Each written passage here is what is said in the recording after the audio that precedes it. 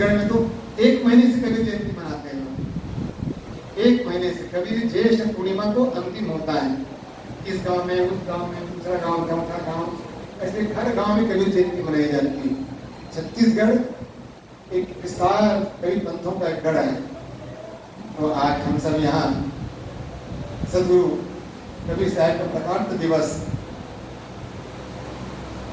के अवसर पर 5 दिन से गुरु संतों के आशीर्वचन विचार श्रवण कर रहे हैं। सौभाग्य की बात है, जा दिन जाए सत्संग में जीवन का फल सोए, जीवन जोवन राजमन अविचल रहे न को, जा दिन जाए सत्संग में जीवन का। सदगुरु संतों ने हमें आदेश दिया है, धर्म का रास्ता बताया है। जीवन में 2 चीज हमारे पास है, समय है और जीवन है। समय भी है और जीवन भी है। पशु के पास ही नहीं है।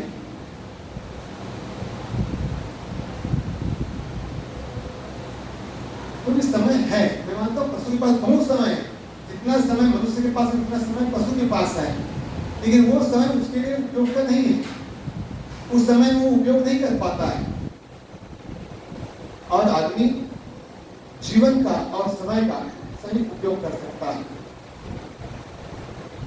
इसलिए सदगुरु संतों ने क्या कहना चाहिए, परमात्मा ने हमें 2 वरदान दिया है, ये मानव जीवन और दूसरी बात समझने की शक्ति। इसलिए कहा जाता है time is money, time is money तो कहा जाता है, लेकिन इससे बेटर क्या है, टाइम इज लाइफ। समय ही जीवन है, समय धन नहीं है। क्योंकि धन यदि खो गया आपके हाथ से, आपके जेब से, तो धन को पुनः कमाया जा सकता है। आप रास्ता घर से निकले, बाजार की ओर गए, पैसा लिया 5,000, रास्ते में कहीं खो गया, कोई जेब काट लिया, पैसा निकल गया। लेकिन उस पैसे को आप फिर कमा सकते हैं, लेकिन जीवन को, समय को हम कमा नहीं सकते। जो बीत गया वो सपना है,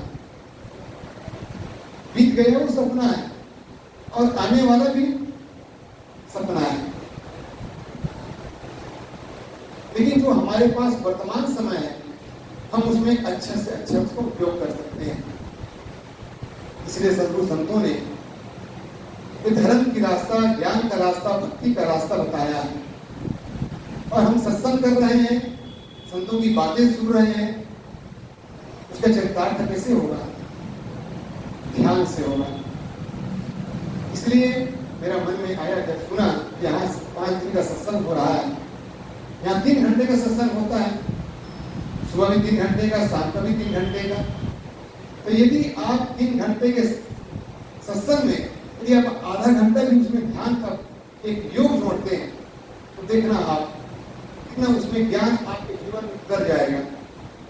क्योंकि सदगुरु ने कहा है, भक्ति से हो ज्ञान, भक्ति से हो ज्ञान, उससे ध्यान होता, ध्यान से हो त्याग, सब भवरोग होता, त्याग से ही शांति सबको मिल सकेगी, शांति से ही जिंदगी ये खिल सकेगी। यदि जीवन में शांति नहीं आई, जीवन सारा बेकार है। आपके पास 10 लाख रुपया है और आपका शरीर असाध्य रोग से ग्रसित हो गया, डॉक्टर के पास गया, डॉक्टर ने कहा भाई साहब आपका जो रोग है ना बहुत जटिल है, सुधरना मुश्किल है। आप कहो डॉक्टर साहब 10 लाख रुपया ले लीजिए, ठीक कर दीजिए। तो डॉक्टर क्या कहते जानते हैं, भाई साहब मैं कोई भगवान नहीं हूं, मैं भगवान नहीं हूं, मैं आपको ठीक कर दूं। यदि आपका प्रारब्ध ठीक होगा, आपका प्रारब्ध होगा तो आपको दवाई काम करेगा। और यदि आपका प्रारब्ध ठीक नहीं है, अर्थात आपका प्रारब्ध यहीं पर समाप्त तो होने वाला है, तो 10 लाख का दवाई भी कोई काम नहीं करेगा। इसलिए अपना पैसा रखिए आपके पास। मैं भगवान नहीं प्रयास करता हूं, तो यदि हमारा प्रारब्ध समाप्त होने वाला है तो वो दवाई 10 लाख की दवाई भी काम नहीं करेगी। और यदि हमारा प्रारब्ध है, यदि हमारा दाना पानी खत्म नहीं हुआ है, तो 5 रुपए दवाई भी काम कर जाता है। इसलिए कि हम सबको जीवन अनमोल मिला हुआ है, बहुत बेशकीमती मिली हुई, लेकिन इस दुनिया में हम सब अकेले आए और अकेले ही जाना है।